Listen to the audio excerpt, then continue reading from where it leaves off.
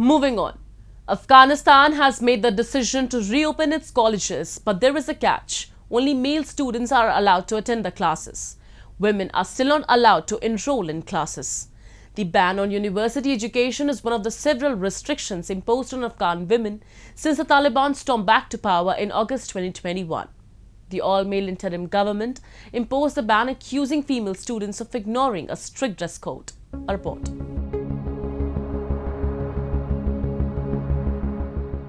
Another blow for the women in Afghanistan. It's the start of the new university term, but only male students are allowed to attend the classes. Afghan girls are still barred from university education. In December last year, the Taliban announced a ban for women from educational institutes.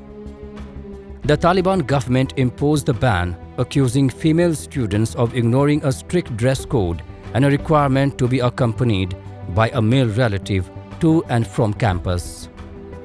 The decision by the Taliban drew widespread condemnation from foreign governments and the United Nations.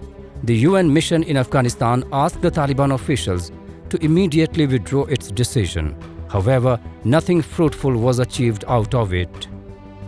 The Taliban, since seizing power in August 2021, has drastically curtailed women's freedoms and rights.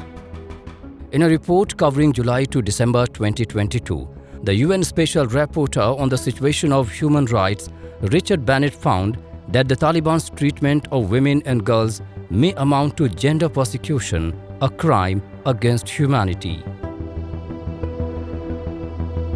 The Taliban's intentional and calculated policy is to repudiate the human rights of women and girls and to erase them from public life. It may amount to the international crime of gender persecution, for which the authorities can be held accountable. The cumulative effect of the restrictions on women and girls has a devastating long-term impact on the whole population, and it is tantamount to gender apartheid.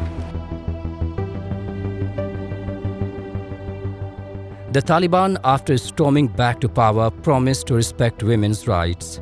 But ever since their return, there has been steady streams of setbacks. In March of last year, the Taliban broke their promise to reopen secondary schools for girls. 2 months later, women were forced to veil their faces as well as their hair. In September, Women's Affairs Ministry was disbanded. Thereafter, in December, the all-male interim government ordered all foreign and domestic non-governmental groups in Afghanistan to suspend employing women, as some female employees didn't wear the Islamic headscarf correctly.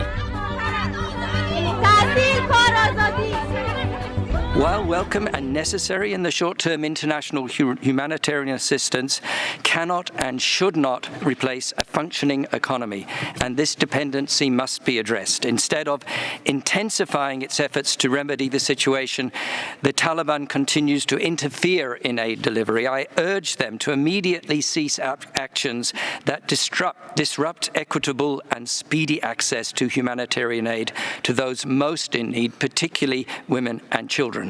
The role of women employees is critical in aid delivery. I urge the de facto authorities to immediately lift the ban on women working for NGOs.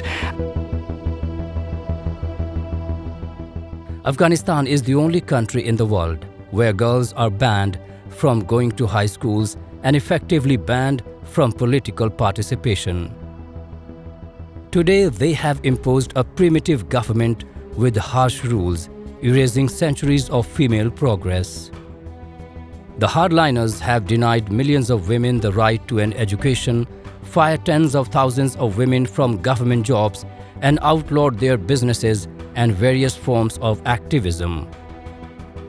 A recent analysis by the UN Children's Fund found that prohibiting girls from attending high school also has a financial cost, costing the nation 2.5% of its annual GDP.